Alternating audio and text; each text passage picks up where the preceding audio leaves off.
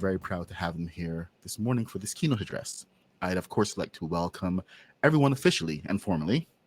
So just as a reminder, this session will be recorded and is going to be available on our YouTube channel later. But right now, here is where you can get involved and ask all the questions you want to. Well, not all of them, within reason, of course, in the Q&A portion of the event. So right now it's time to introduce our guest from the CBC. Hey, look, it's Zach right on camera.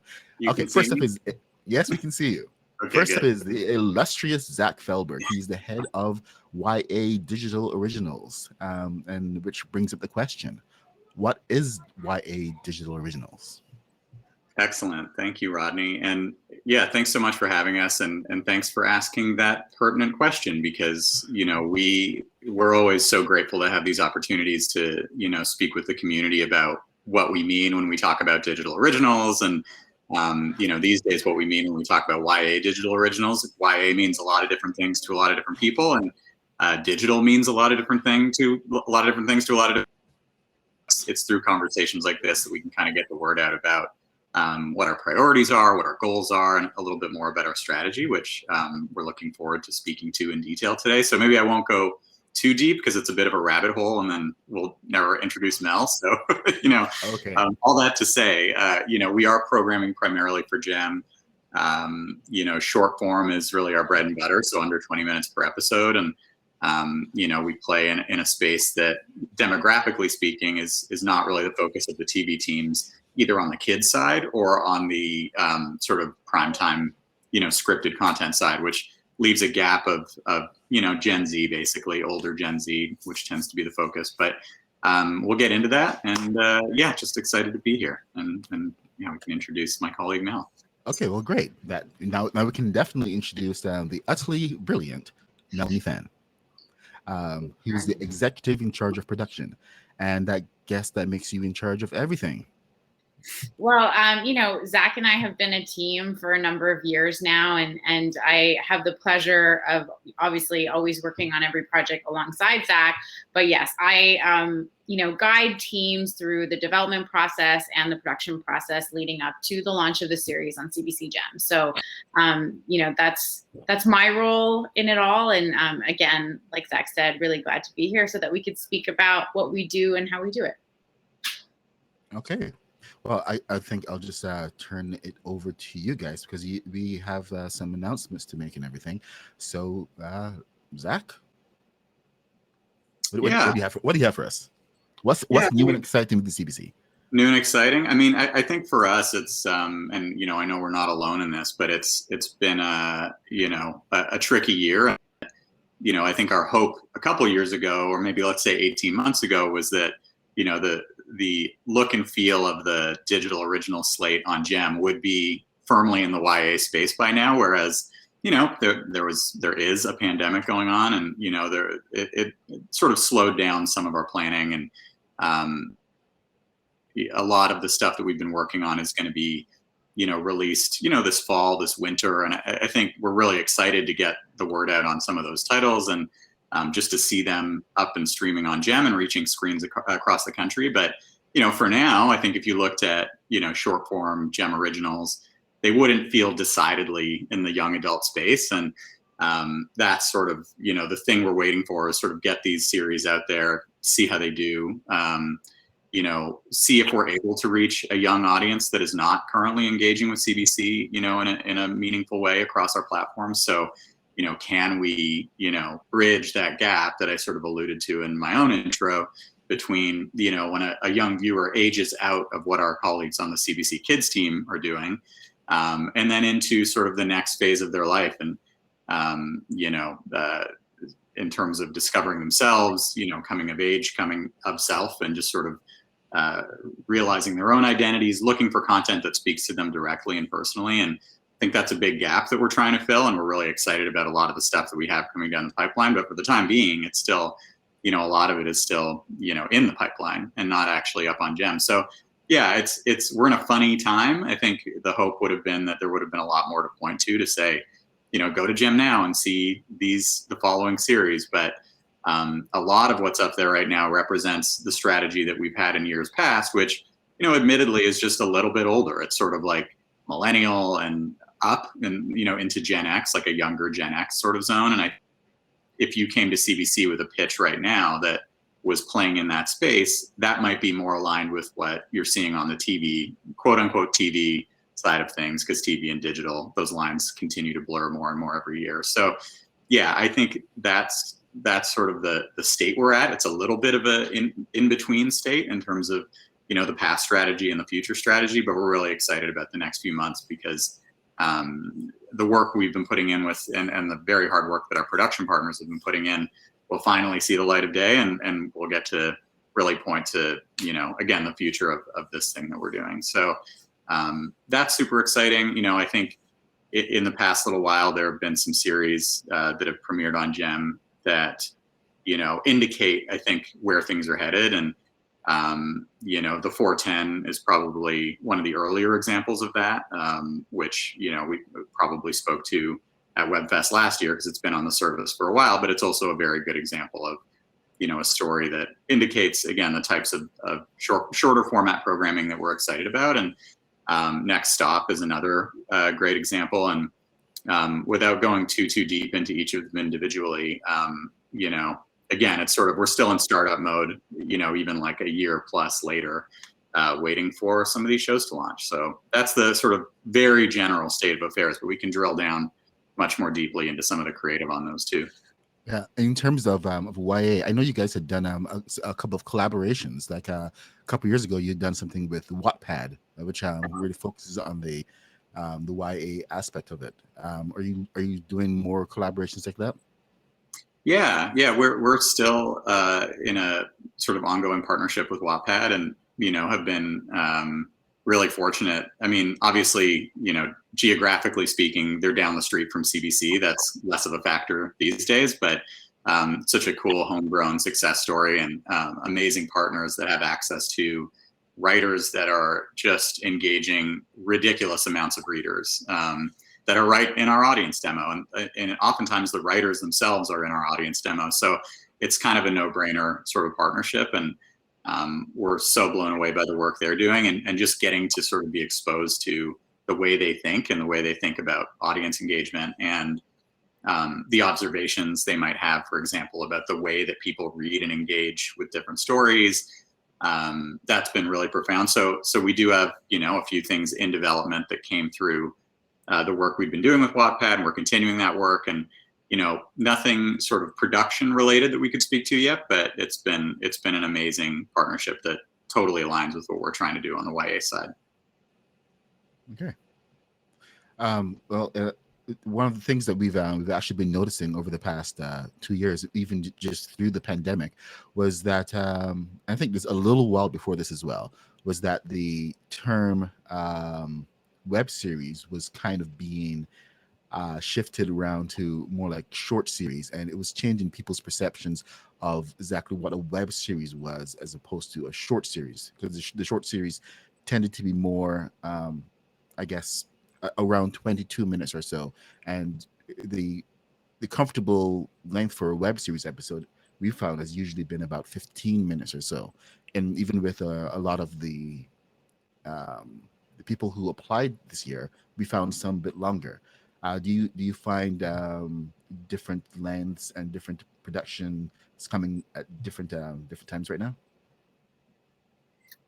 Yeah, I mean, we always get a wide range of content, and that includes running time. And, at the beginning when Zach and I first started and we were working predominantly in the comedy space, it was actually a lot shorter than that, like under 10 minutes, between 5 and 10 minutes. Oh, comedy's punchier.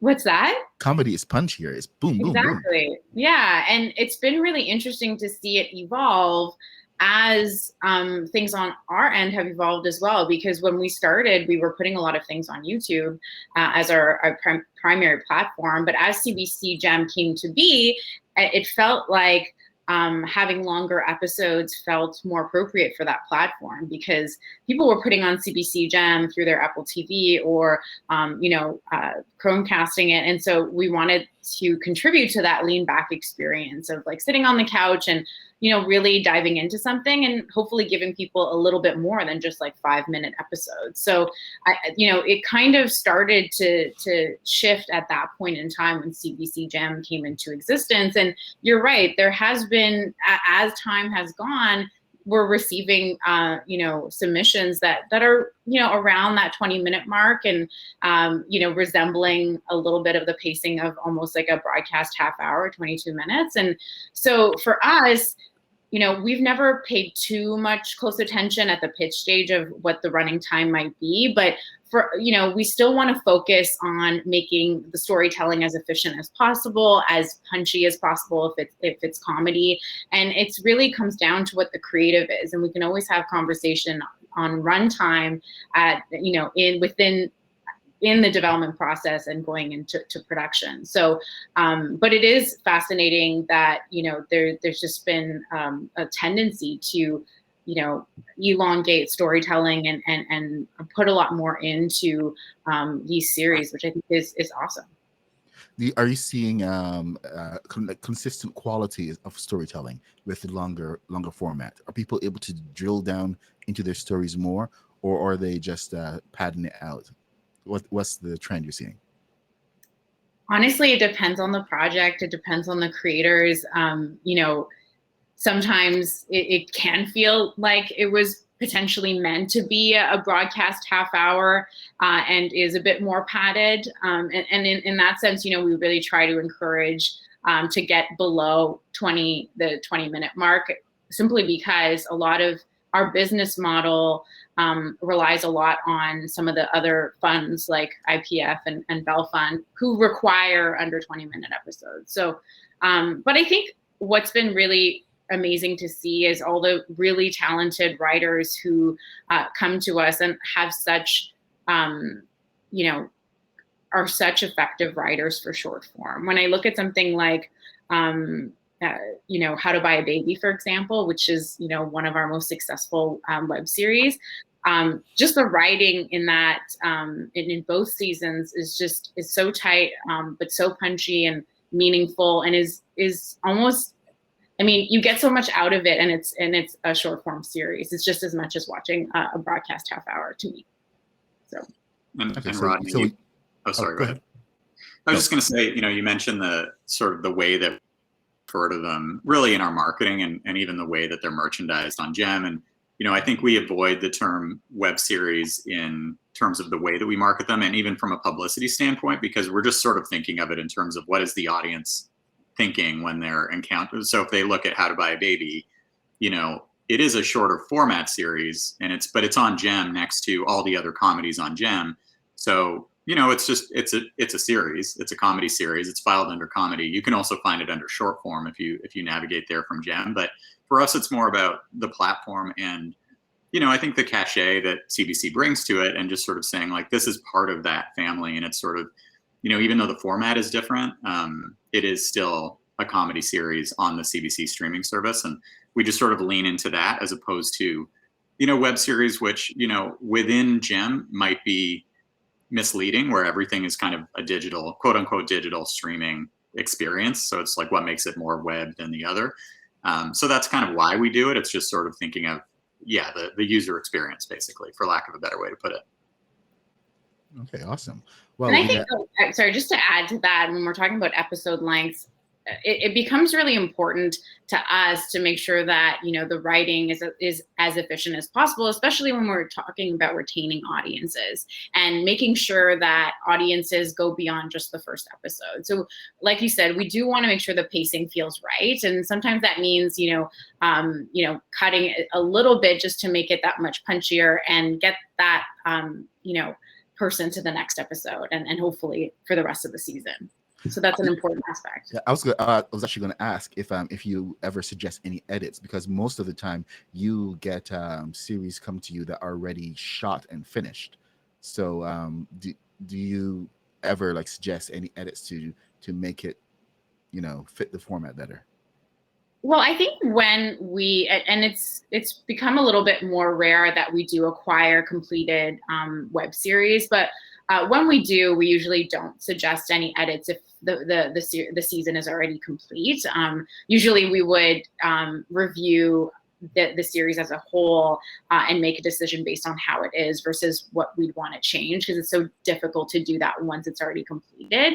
But in terms of giving feedback and guiding teams during the development process and once we go into production and post, that's definitely part of our approach and how I work closely with the teams and producers that we engage with, is that, we look at scripts at the development stage and make sure that it feels like it has a good pace, that it's leading directly into episode 2 in a way that feels meaningful. So, but in terms of acquisitions, it's a lot different because we sort of take it as is. And so we wouldn't suggest edits at that point in time.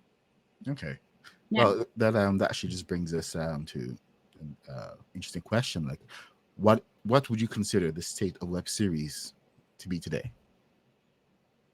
Well, yeah, that's a good question. And it's one that I think the answer to that question has changed every year that, we've been doing this, that our team, has existed. And it's been a really interesting thing to watch. Like the track is moving underneath the train at all times, and you're just constantly trying to stay ahead of it. I think it's been interesting watching some of the platforms that have tried to do short form / web series exclusively sort of come and go. I think there have been a number of those, in the past 5 years, and Quibi being the most recent one, but there were a handful before then too. And that doesn't seem to be a business model that is sustainable, but that's really, again, that's sort of a platform investing fully in short form or web series. Again, for the purposes of this conversation, maybe we'll use both interchangeably. We'll just call it at that.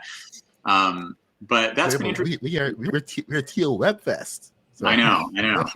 So it's we use these words all the time. So it's like I'm only speaking for myself. When I say them, I'm using it in both terms, in both ways. But yeah, I think what I think is really exciting is that platforms from sort of the biggest platforms, including like a Netflix, is going to be open to, or apparently is going to be open to, shorter format series. Like most recently, I Think You Should Leave season 2, which is quarter hours, and maybe in the traditional parlance that is a web series. Perhaps it's short form anyway, and it's something that clearly there's an openness to, and that's a show that has sort of taken over the zeitgeist, pretty pervasively for the past few years. And I think that's just cool to see. There are a few sort of shorter format series on there, and I think a number of streaming services will have, short form sort of just in as part of the mix.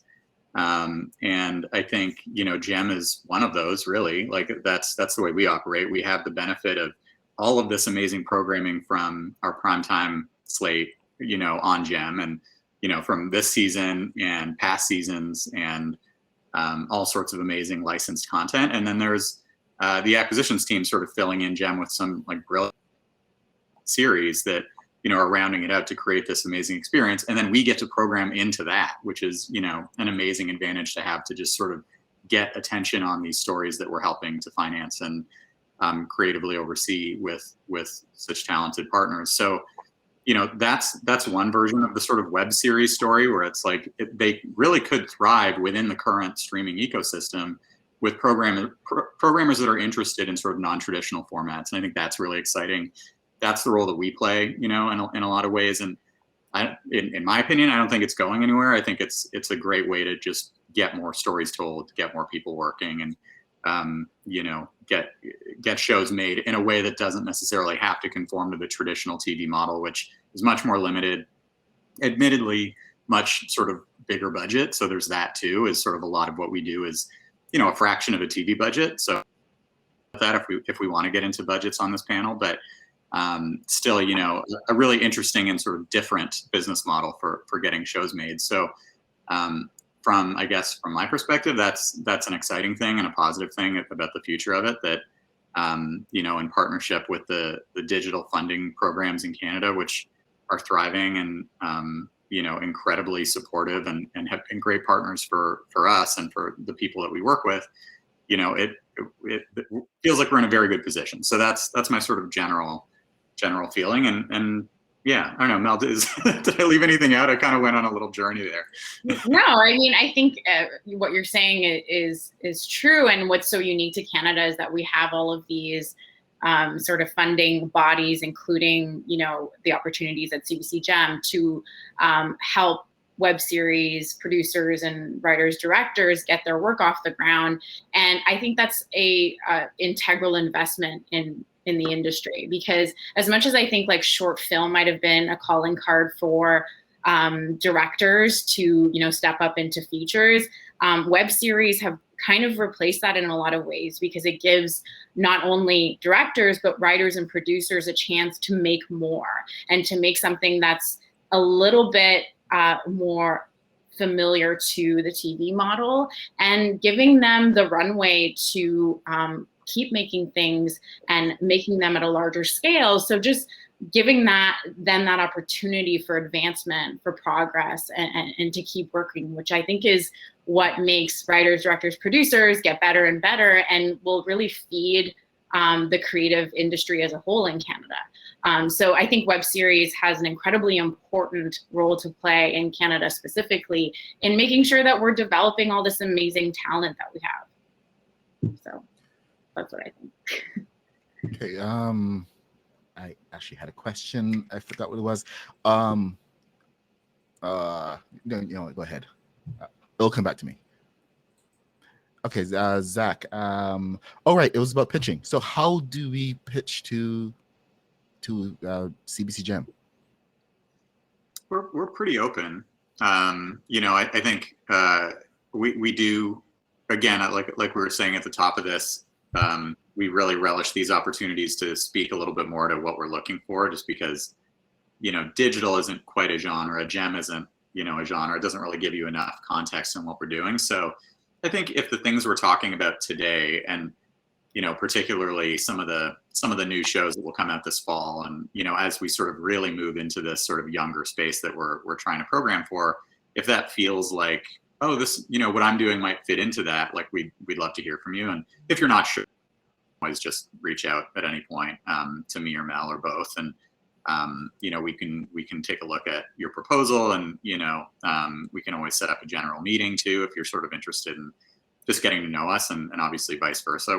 We're here to get to know you as well, and sort of have a conversation along your path. But yeah, I mean, we're kind of open for business and looking for new projects that we can support and develop, and ultimately help put in a good position to apply for funding or to help sort of move towards production. So generally speaking, that's what we're looking for. I mean, practically, in terms of what you might submit to us, I think, again, we're looking for materials that will communicate your vision clearly. So that could be, we've put things into development from a 1 or 2 pager before. I mean, a script is always great if it feels like it represents your vision clearly and helps you sort of communicate that voice that you're cultivating with this. And, voice is a big part of what we're looking for. Getting that sense of who the audience is too, and who you're speaking to is super important.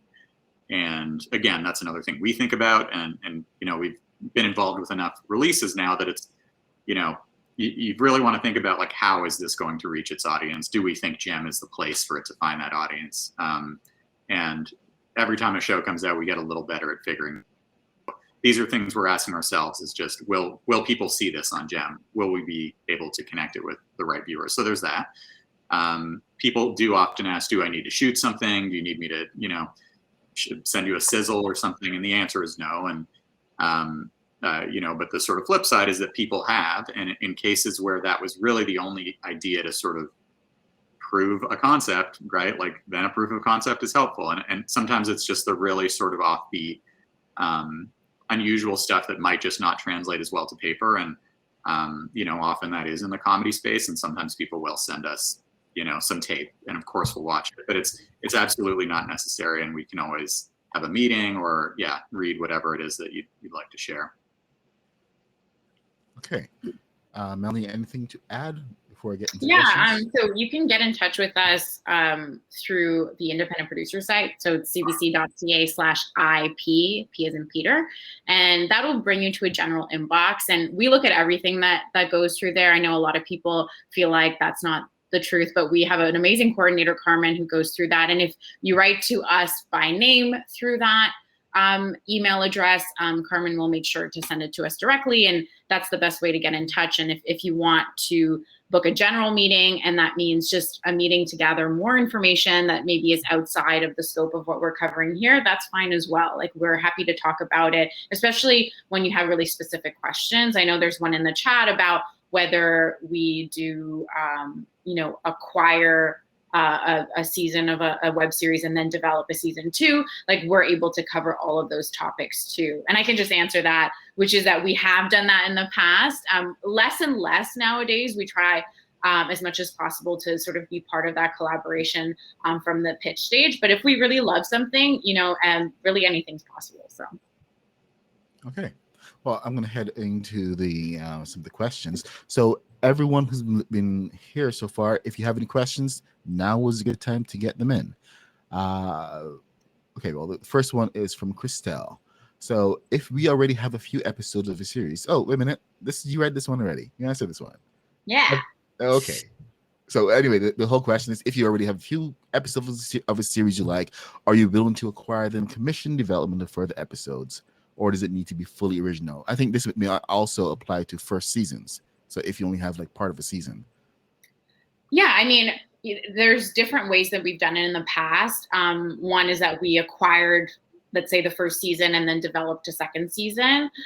Sometimes we might just go into a quote unquote second season, but it'll be at a larger scale depending on the budget. So we might not necessarily acquire the first season if it makes sense to the creative. So every situation is going to be different, which is why I was mentioning, like, get in touch with us so we can really see what, what the package is and what we're really talking about. But yeah, anything's possible in that realm, just a lot less common than, what we do when we go from a pitch stage to development to production. Okay, next one is from Kristen Lambie. Hi, Zach and Melanie. Great to see you both here. What are some of the qualities you've found in a successful digital series? What type of stories do you find have been the most successful?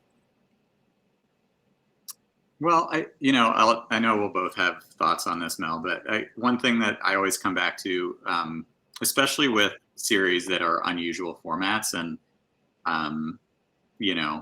things that aren't sort of a traditional sitcom where, you go and you sit down to watch a sitcom, you have a very well-tread expectation of what the beats will feel like and what the rhythm of a sitcom is. And you've watched a million of them, you grew up on them, whatever. And it's like, I know what I'm getting into. And the same is true for a procedural sort of drama or, a more traditional format. And, even sort of long form streaming sort of premium dramas have their own sort of cadence. And I think when you're in the shorter format space, the thing that you sort of need to do is establish the originality of voice as early as possible. Even before you watch a frame of the thing, it's got to be there in the thumbnail. It's there in the title itself. It's sort of, what can you do to sort of overcome the challenge that is playing in a space that people don't have like a hardwired innate, understanding of like, what am I about to get into and how do you keep them? Because as Mel said earlier, we see it all too often where people will sample something and then they'll be like, okay, I'm good. Like, I don't really get this yet. There's a million other options. I'm just going to maybe move over here and watch something else that I understand a little bit better. So it's almost like, what can you do that is kind of disarming and exciting and thrilling and kind of take people's breath away? And it's like, I've never seen this before, or I've never seen this before. And this is like, I am seeing myself represented, or I'm seeing something here that is so incredibly special. And I don't care that the episodes are like 7.5 to 11 minutes long, which is weird, but it's like, I'm in. Whatever this is, I don't understand it, but I'm in.